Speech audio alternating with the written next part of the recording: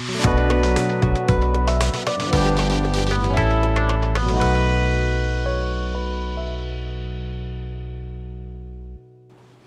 वालेकुम।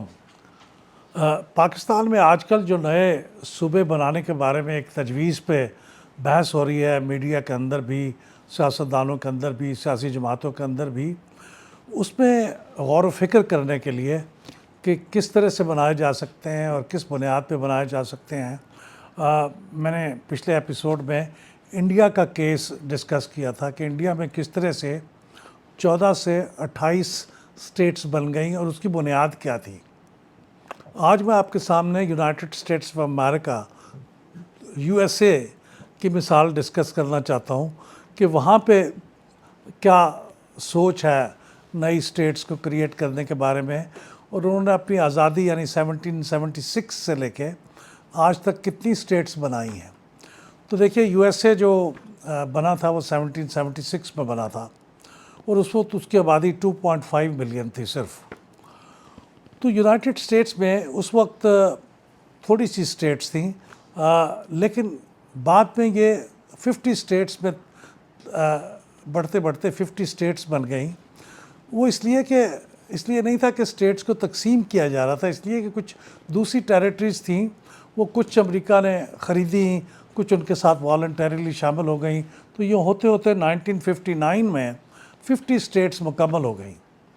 हवाई आखिरी स्टेट थी, 50th स्टेट, जो यूनाइटेड स्टेट्स ऑफ अमेरिका में शामिल हुई, और वो 1959 में था।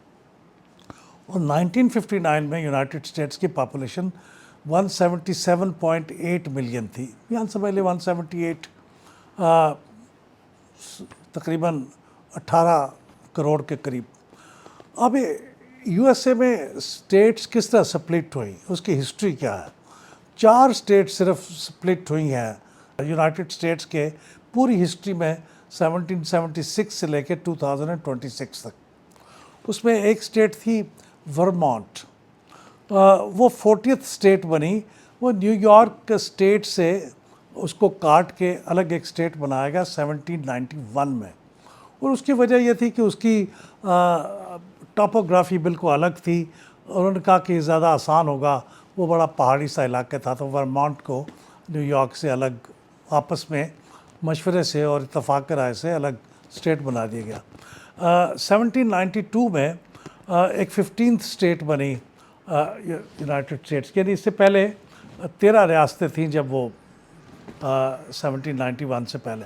तो 14वीं स्टेट वर्मोंट बनी और 15th स्टेट वर्जीनिया केंटकी बनी, जो वर्जीनिया से अलग हुई। वो भी वहाँ मशवरे से, इसलिए कि पहाड़ों का एक पूरा सिलसिला था दोनों के दरमियान, वर्जीनिया और केंटकी, जिसमें दोनों के दरमियान आना जाना और कम्युनिकेशन बहुत मुश्किल थी। तो इसलिए फ़ैसला हुआ आपस में इत्तफाक़ के राय से कि एक अलग स्टेट केंटकी बना देते हैं। वो 15th स्टेट बन गई। इसके बाद एक और स्टेट बनी मेन, वो मैसाचुसेट्स से उनको कार्व आउट करके बनाया गया 1820 में। इसके बाद जब सिविल वार हुई, तो सिविल वार के ज़माने में 1863 में वर्जीनिया स्टेट ने फ़ैसला किया कि वो यूनाइटेड स्टेट्स ऑफ अमेरिका का हिस्सा नहीं रहेगा। उसने अपनी अलहदगी का ऐलान कर दिया, कन्फेडरेट स्टेट्स का पार्ट बन गई वो स्टेट। उसी का एक हिस्सा जो वेस्ट वर्जीनिया है, उसने कहा नहीं, हम आपकी बात नहीं मानते, हम वर्जीनिया से अलग होंगे। तो वेस्ट वर्जीनिया ने अपनी अलग स्टेट बनने का ऐलान कर दिया और वो भी यूनाइटेड स्टेट्स में शामिल हो गया। तो ये 4 केसेस हैं जिसमें यूनाइटेड स्टेट्स की पूरी हिस्ट्री के अंदर वो नई स्टेट्स तख्लीक हुई हैं एग्जिस्टिंग स्टेट्स को काटने से।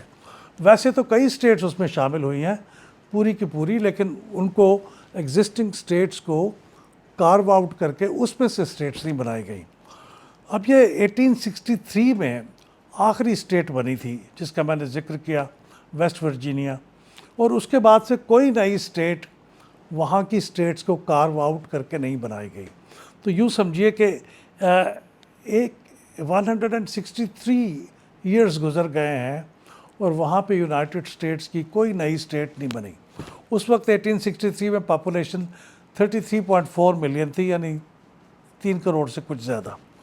अब 2026 में पॉपुलेशन हो गई है 342 मिलियन, यानी ये 10 गुना से भी ज़्यादा पॉपुलेशन हो गई है। लेकिन इस 10 गुना पॉपुलेशन हो जाने के बावजूद यूनाइटेड स्टेट्स में ऐसी कोई तहरीक नहीं है कि गवर्नेंस को इम्प्रूव करने के लिए। आइडेंटिटी के बेस पे कुछ लोग कहते हैं कि वहाँ कुछ स्टेट्स को तकसीम किया जाए, जैसे कैलिफोर्निया को, लेकिन गवर्नेंस को इम्प्रूव करने के लिए वहाँ पर नई स्टेट्स बनाने की कोई मूवमेंट नहीं है। अब देखिए, हम पाकिस्तान की केस सामने रखते हैं। पाकिस्तान जब 1973 में कॉन्स्टिट्यूशन बना और 4 प्रोविंसेस को दोबारा रीइंस्टेट किया गया फॉर्मली, तो उस वक्त पाकिस्तान की पॉपुलेशन 65 मिलियन थी, 6.5 करोड़। आज पॉपुलेशन पाकिस्तान की 2026 में कुछ 260 मिलियन के करीब है, कुछ 26 करोड़। तो ये कुछ 4 गुना आबादी बढ़ गई है। हमने देखा कि अमेरिका में 10 गुना आबादी बढ़ी है और वहाँ पे नए स्टेट्स को गवर्नेंस के बुनियाद पे, आबादी के बुनियाद पे बढ़ाने की आर्गुमेंट नहीं है। लेकिन हमारे यहाँ तो सिर्फ 4 गुना आबादी बढ़ी है और हम ये इंसिस्ट कर रहे हैं कि हमारे यहाँ प्रोविंसेस बढ़ा दिए जाएं। कहना मैं ये चाह रहा हूँ कि और कंसिड्रेशन हो सकती हैं पाकिस्तान में भी, और उसकी बुनियाद पे प्रोविंसेस भी बन सकते हैं, लेकिन आबादी का बढ़ना ये कोई कंपल्शन नहीं है और ये कोई वेटी आर्ग्यूमेंट नहीं है। और ये भी जहन में रखना चाहिए, मैंने आपको पिछले एपिसोड में इंडिया की मिसाल दी थी, जब नए प्रोविंसेस बनने लगेंगे तो उसको आप इंतज़ामी बुनियादों पे नए प्रोविंसेस बनाना ये मुमकिन नहीं होगा। क्वेश्चन उठेंगे लैंग्वेज की बुनियाद पे।